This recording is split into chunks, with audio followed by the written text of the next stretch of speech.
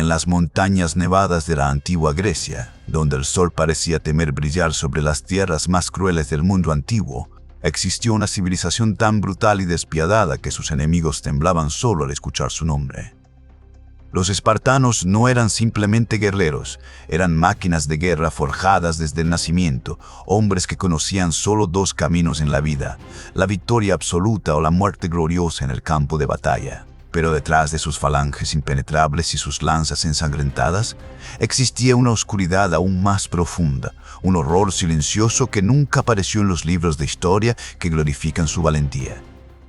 Lo que los guerreros espartanos hacían con las esposas y familias de sus enemigos vencidos era un destino tan terrible, tan inhumano, que muchas mujeres preferían quitarse la vida antes que enfrentar lo que les esperaba. Esta es la historia completa de una crueldad olvidada. Un capítulo oscuro que la historia intentó enterrar, pero que debe ser contado para entender la verdadera naturaleza de la guerra antigua y el precio que pagaban los inocentes cuando los dioses de la guerra reclamaban sus sacrificios. Capítulo 1. El nacimiento de una sociedad guerrera. Esparta no nació como una ciudad de guerreros por accidente o por simple tradición militar. En los valles del Peloponeso, alrededor del año 900 a.C., un grupo de conquistadores dorios llegó a estas tierras fértiles y sometió a la población local con una violencia que marcó el carácter de esta sociedad para siempre. Los espartanos se convirtieron en una minoría gobernante rodeada de pueblos conquistados que los superaban en número de manera dramática.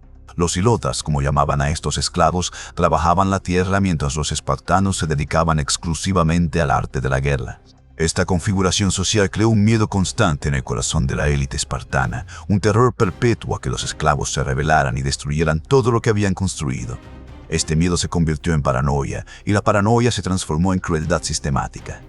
Cada aspecto de la vida espartana fue diseñado para crear guerreros perfectos, capaces de mantener el control absoluto sobre una población que los odiaba con cada fibra de su ser. Las leyes de Licurgo, el legendario legislador espartano, no fueron escritas en pergamino, sino grabadas con sangre y sufrimiento en la mente de cada ciudadano. Desde que un niño espartano daba su primer llanto, su destino estaba sellado. Se convertiría en un instrumento de guerra o sería descartado como basura inútil. Capítulo 2. La educación en el arte de la crueldad. Cuando un bebé nacía en Esparta, no era recibido con celebraciones ni canciones de cuna como en otras ciudades griegas. Los ancianos de la ciudad inspeccionaban al recién nacido bajo la luz fría de las antorchas, examinando cada extremidad, cada músculo, buscando cualquier signo de debilidad o deformidad. Si el niño no cumplía con los estándares físicos establecidos, era llevado al monte Taygeto y arrojado desde un acantilado, dejado para morir en la oscuridad mientras los lobos y las aves carroñeras reclamaban su pequeño cuerpo. Los que sobrevivían esta primera prueba eran entregados a sus madres solo temporalmente.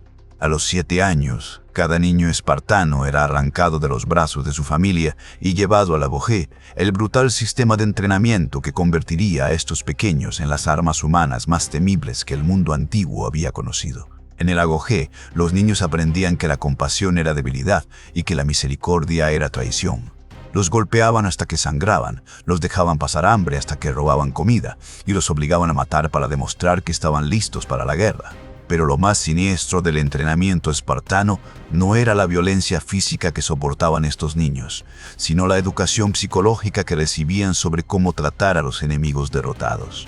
Los jóvenes espartanos participaban en la cripteia, una práctica secreta donde adolescentes armados cazaban y asesinaban ilotas durante la noche para mantener el terror entre la población esclava. Esta experiencia les enseñaba que los vencidos no merecían dignidad ni humanidad, que eran objetos para ser usados y descartados según la voluntad del conquistador. Capítulo 3. Las mujeres espartanas y su papel silencioso, mientras los hombres de Esparta eran criados para ser guerreros sin corazón. Las mujeres espartanas vivían en un mundo extraño y contradictorio. A diferencia de otras ciudades griegas, donde las mujeres eran mantenidas en reclusión casi total, las espartanas disfrutaban de libertades sorprendentes. Podían poseer propiedades, practicar deportes, y se esperaba que fueran fuertes y saludables para dar a luz a guerreros robustos. Sin embargo, esta aparente libertad escondía una verdad más oscura. Las mujeres espartanas eran cómplices silenciosas del sistema brutal que sus esposos e hijos perpetuaban. Criaban a sus hijos sabiendo que serían convertidos en máquinas de matar y despedían a sus esposos a la guerra con la frase legendaria que revelaba la frialdad de su sociedad: «Vuelve con tu escudo sobre él», significando que debían regresar victoriosos o muertos, pero nunca como cobardes. Estas mujeres sabían exactamente lo que sus guerreros hacían en tierras conquistadas.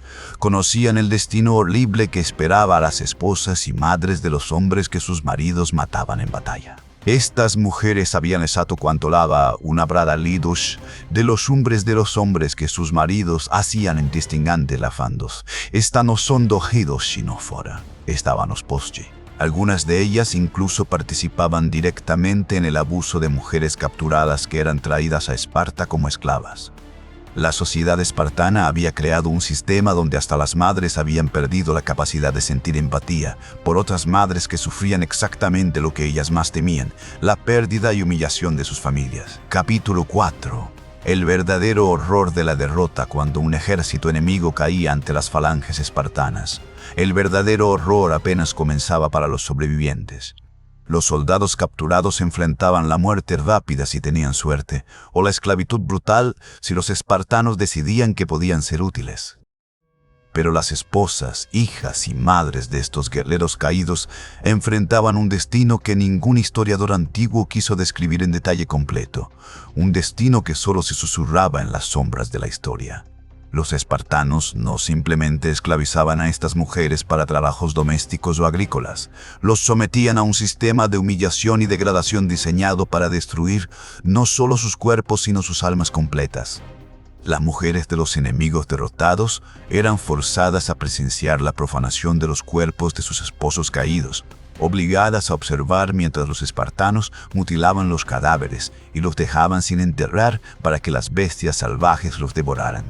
Esta era solo la primera parte de su tormento. Después eran marcadas físicamente, a veces con hierros calientes que quemaban símbolos de esclavitud en su piel, recordándoles permanentemente su nueva condición inferior. Las separaban violentamente de sus hijos, especialmente de los varones que podían crecer para vengarse algún día. Los niños pequeños eran vendidos o matados, mientras las niñas eran mantenidas para ser criadas como esclavas futuras. Las madres que intentaban resistir o proteger a sus hijos eran castigadas públicamente, golpeadas frente a toda la comunidad esclava para enviar un mensaje claro sobre la futilidad de la resistencia. Capítulo 5. La esclavitud sexual sistemática, el aspecto más oscuro del tratamiento espartano hacia las esposas de enemigos derrotados, era la violencia sexual sistemática que enfrentaban. Los guerreros espartanos, después de pasar meses o años en campañas militares, regresaban a casa con estas mujeres capturadas como botín de guerra.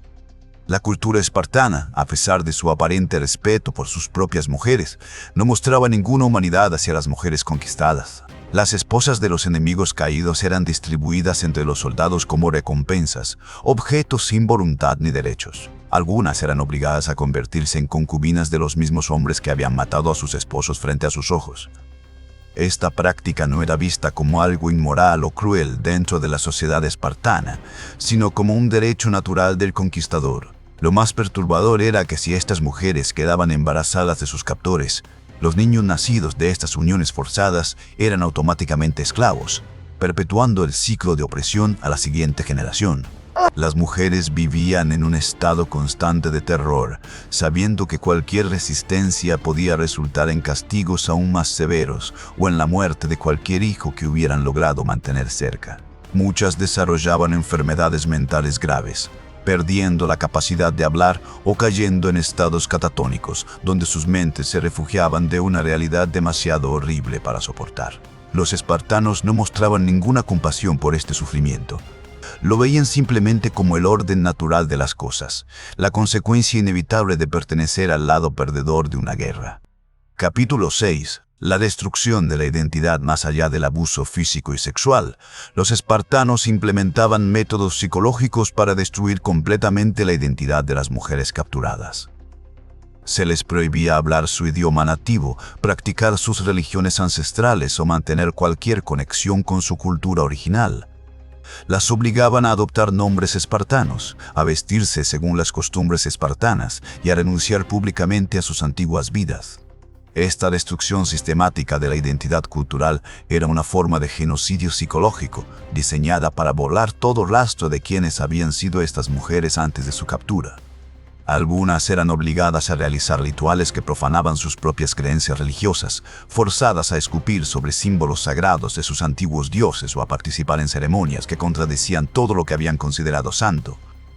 Los espartanos entendían que destruir el espíritu de una persona era más efectivo que destruir su cuerpo, porque un esclavo quebrantado espiritualmente nunca encontraría la fuerza para rebelarse. Las mujeres que sobrevivían años en esta condición a menudo olvidaban sus propios nombres verdaderos. Los rostros de sus familias perdidas se borraban de su memoria como una forma de protección mental contra un dolor demasiado grande para ser soportado. Se convertían en sombras vivientes, cuerpos que respiraban, pero almas que habían muerto hacía mucho tiempo. Capítulo 7. El trabajo forzado y la explotación económica. Además del tormento psicológico y sexual, las esposas de los enemigos derrotados enfrentaban una vida de trabajo forzado agotador. Los espartanos, dedicados exclusivamente a la guerra, dependían completamente del trabajo esclavo para mantener su sociedad funcionando. Las mujeres capturadas trabajaban en los campos desde antes del amanecer hasta después del atardecer, cosechando el grano que alimentaría a los guerreros que habían destruido sus vidas. Trabajaban en condiciones brutales, bajo el sol ardiente del verano griego o el frío penetrante del invierno en las montañas, con ropa inadecuada y alimentación insuficiente. Las que trabajaban en los hogares espartanos no tenían mejor suerte. Servían a las mismas mujeres espartanas que las despreciaban y humillaban constantemente. Debían cocinar, limpiar, tejer y cuidar a los niños espartanos, mientras sus propios hijos habían sido arrancados de sus brazos. La ironía cruel de criar a los futuros opresores mientras lloraban por sus propios hijos perdidos era una tortura psicológica que nunca cesaba. El sistema económico espartano estaba construido sobre la explotación absoluta de estos esclavos, y las esposas de los enemigos derrotados representaban una mano de obra que podía ser abusada sin ninguna consecuencia legal o social. Si una esclava moría por exceso de trabajo, enfermedad o maltrato, simplemente era reemplazada por otra capturada en la próxima campaña militar. Capítulo 8. Las rebeliones silenciosas y su castigo. A pesar del terror constante y la opresión total, algunas mujeres encontraban formas de resistir. Estas rebeliones eran pequeñas, casi invisibles, pero representaban actos de valentía increíble en circunstancias imposibles. Algunas se negaban a comer, intentando terminar con su sufrimiento mediante la inanición lenta. Otras saboteaban discretamente el trabajo que se les ordenaba hacer, arruinando cosechas o dañando herramientas, de manera que pareciera accidental. Unas pocas valientes intentaban escapar, corriendo hacia las montañas en desesperadas búsquedas de libertad, que casi siempre terminaban en captura y castigo ejemplar. Cuando los espartanos descubrían cualquier forma de resistencia, la respuesta era inmediata y aterradora. Los castigos públicos eran diseñados no solo para punir a la transgresora, sino para aterrorizar a toda la población esclava. Las mujeres capturadas en intentos de escape eran azotadas hasta quedar al borde de la muerte, sus gritos resonando por las calles de Esparta como advertencia para cualquiera que considerara seguir su ejemplo. Algunas eran mutiladas, perdiendo dedos, orejas o narices como marcas permanentes de su rebelión fallida. En los casos más severos, las ejecutaban lentamente frente a todos los demás esclavos, usando métodos tan crueles que muchos desviaban la mirada incapaces de presenciar tal barbaridad. Estos castigos públicos servían un propósito dual: castigar la desobediencia individual y sembrar terror en toda la comunidad esclava para prevenir futuras rebeliones. El mensaje era claro: la muerte rápida en batalla hubiera sido una misericordia comparada con lo que esperaba a quienes desafiaban el orden espartano. Capítulo 9. El impacto psicológico generacional, el trauma que experimentaban las esposas de los enemigos derrotados, no terminaba con ellas. Se transmitía a través de generaciones en formas que los espartanos nunca habían anticipado completamente. Las pocas mujeres que lograban mantener a alguno de sus hijos consigo criaban a estos niños en un ambiente de miedo constante y dolor perpetuo. Estos niños crecían viendo a sus madres ser abusadas, humilladas y explotadas sin cesar. Algunos desarrollaban un odio profundo hacia los espartanos que un día alimentaría grandes rebeliones, mientras otros internalizaban la opresión y aceptaban su condición de esclavos como algo natural e inevitable. Las madres intentaban transmitir historias de su antigua vida, susurros secretos sobre quiénes habían sido sus padres, sobre tierras lejanas donde una vez fueron libres y respetadas.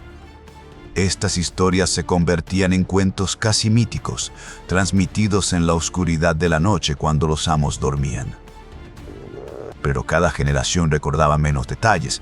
Los nombres se olvidaban, los lugares se volvían borrosos, hasta que eventualmente solo quedaba un sentimiento vago de pérdida y un conocimiento profundo de que sus antepasados habían sufrido algo terrible. Este trauma generacional creaba una población de esclavos profundamente dañada psicológicamente, personas que nunca conocerían la paz mental o la sensación de seguridad.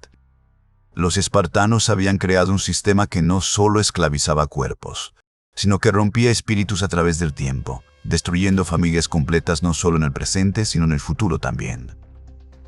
Capítulo 10. Las voces perdidas de la historia. Una de las mayores tragedias de esta historia oscura es que casi no existen registros directos de las experiencias de estas mujeres. Los historiadores antiguos eran hombres de las clases conquistadoras y no consideraban digno registrar el sufrimiento de esclavas y mujeres derrotadas. Las propias víctimas no podían escribir sus historias porque la mayoría era analfabeta y aunque hubieran sabido escribir, no tenían acceso a materiales ni la libertad para documentar sus experiencias. Lo que sabemos viene de fragmentos, de comentarios casuales en textos antiguos que mencionan brevemente el destino de los cautivos de guerra, de evidencia arqueológica que muestra las condiciones brutales en las que vivían los esclavos espartanos, y de las raras ocasiones cuando escritores antiguos criticaban la crueldad espartana. Poetas como Tirteo glorificaban la guerra espartana sin mencionar jamás el costo humano para los vencidos. Historiadores como Heródoto y Tucídides escribían sobre batallas y estrategias, pero raramente sobre lo que sucedía después de que terminaba la lucha. Plutarco, siglos después, escribió sobre las costumbres espartanas con cierta admiración, aunque ocasionalmente mencionaba prácticas que incluso él encontraba perturbadoras. Pero ninguno de estos escritores dio voz real a las mujeres que sufrieron. Ninguno registró sus nombres, sus esperanzas, sus miedos o sus historias personales. Estas mujeres vivieron, sufrieron y murieron en un silencio histórico casi total, sus voces ahogadas por el rugido de la máquina de guerra espartana y la adoración posterior de la cultura occidental por todo lo relacionado con estos guerreros antiguos. Capítulo 11. La comparación con otras sociedades antiguas para entender completamente la crueldad espartana hacia las esposas de los enemigos derrotados. Es importante compararla con cómo otras sociedades antiguas trataban a los cautivos de guerra. Los atenienses, rivales eternos de Esparta, también esclavizaban a los prisioneros de guerra, pero su sistema era diferente. Atenas tenía una economía más diversificada y una sociedad más compleja donde los esclavos podían eventualmente comprar su libertad o ganarla mediante servicios excepcionales. Las mujeres esclavas en Atenas aún sufrían abusos, pero existían ciertas protecciones legales básicas y una posibilidad, aunque remota, de mejorar su condición. Los persas, otro gran poder de la época, trataban a los pueblos conquistados con una política más pragmática, permitiéndoles mantener sus culturas y religiones mientras pagaran tributo y obedecieran al rey. Incluso los romanos, conocidos por su brutalidad militar, eventualmente desarrollaron sistemas donde los esclavos podían ser liberados y sus hijos libertos podían convertirse en ciudadanos. Esparta era diferente porque su sistema entero estaba construido sobre el terror absoluto y la deshumanización completa de los conquistados. No había camino hacia la libertad. No había esperanza de mejorar la condición. No había ninguna posibilidad de que un esclavo o sus descendientes escaparan de su destino. Esta ausencia total de esperanza era quizás el aspecto más cruel del sistema espartano, porque condenaba no solo a una generación, sino a todas las futuras generaciones a vivir en opresión perpetua. Capítulo 12. El declive de Esparta y la liberación tardía. La máquina de guerra espartana, que había parecido invencible durante siglos, eventualmente comenzó a desmoronarse bajo el peso de sus propias contradicciones. La población de ciudadanos espartanos plenos disminuía constantemente debido a las guerras continuas, las reglas estrictas sobre ciudadanía y la concentración de riqueza en pocas familias. Al mismo tiempo, la población de ilotas y esclavos crecía, creando un desequilibrio cada vez más peligroso. En el año 371 a.C., el general tebano Epaminondas invadió el Peloponeso y liberó a los ilotas de Mesenia, privando a Esparta de una porción masiva de su base de esclavos.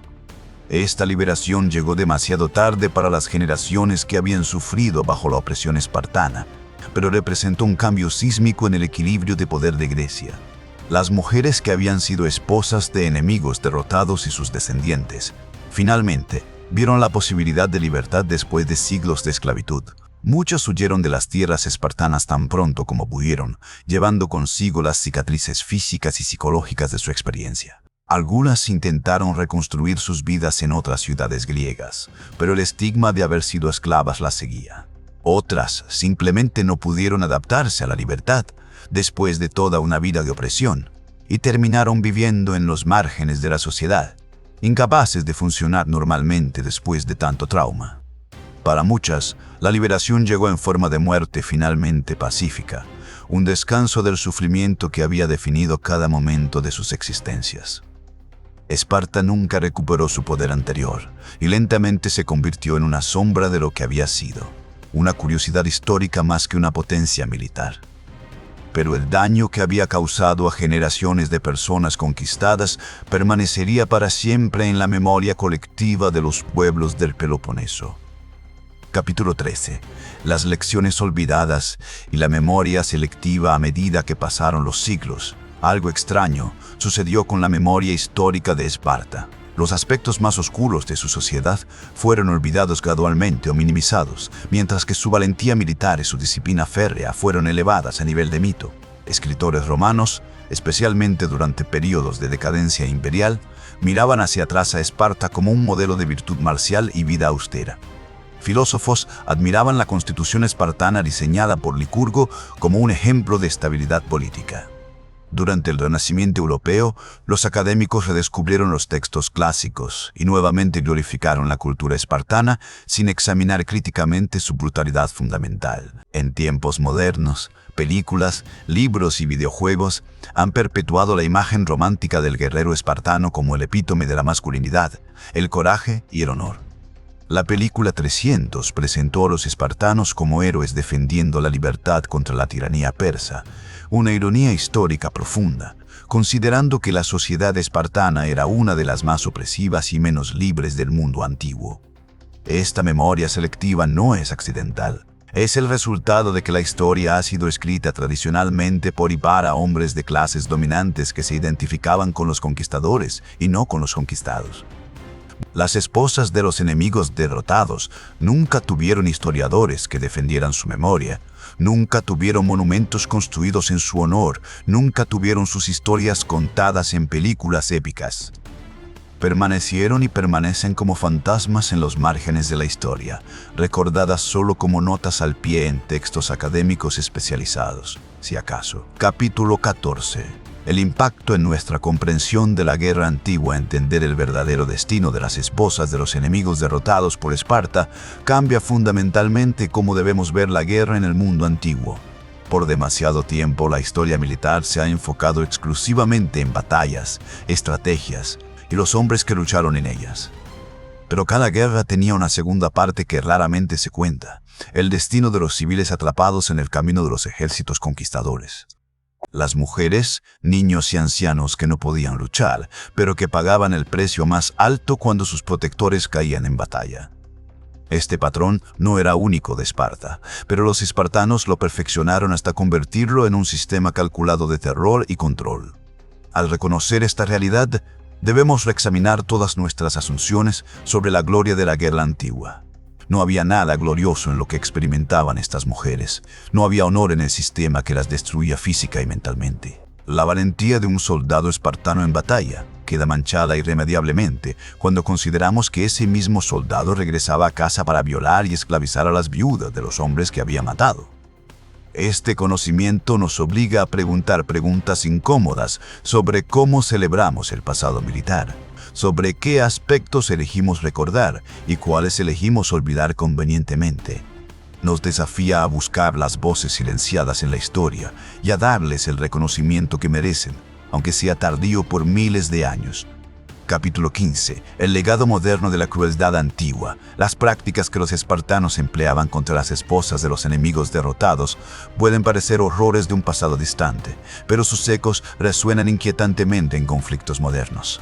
La violencia sexual como arma de guerra, la esclavización de poblaciones civiles, la destrucción sistemática de identidades culturales. Todos estos elementos que caracterizaban el tratamiento espartano de los cautivos han aparecido repetidamente en guerras del siglo XX y XXI.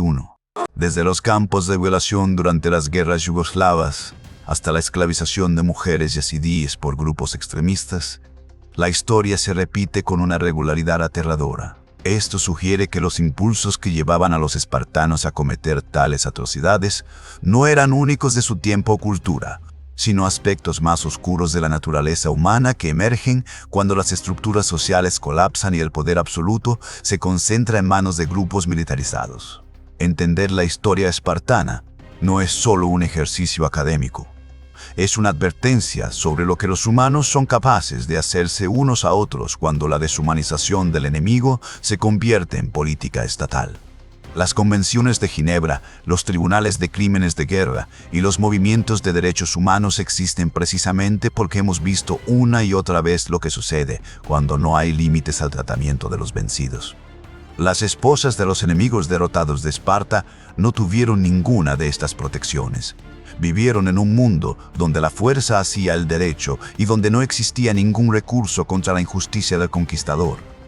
Conclusión: el precio silencioso de la gloria militar, cuando la última luz del sol se pone sobre las ruinas de la antigua Esparta y las sombras se extienden sobre los restos de sus templos y gimnasios, donde una vez entrenaron los guerreros más temidos del mundo antiguo, es imposible no pensar en todas las vidas que fueron destruidas para construir y mantener ese poder militar legendario.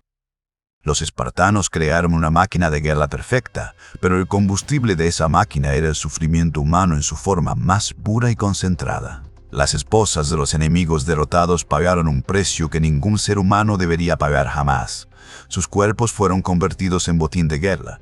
Sus mentes fueron quebradas por traumas inimaginables, sus identidades fueron borradas sistemáticamente y sus voces fueron silenciadas tan completamente que miles de años después apenas podemos escuchar sus ecos en los registros históricos.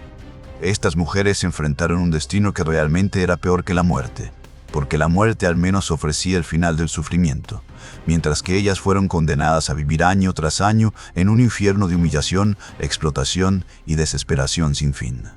Sus hijos nacieron en esclavitud, y los hijos de sus hijos también, perpetuando el trauma a través de generaciones en una cadena de sufrimiento que parecía no tener fin. La historia ha elegido recordar a Esparta por sus 300 héroes en las Termópilas, por su disciplina militar inquebrantable, por su papel en defender a Grecia contra la invasión persa.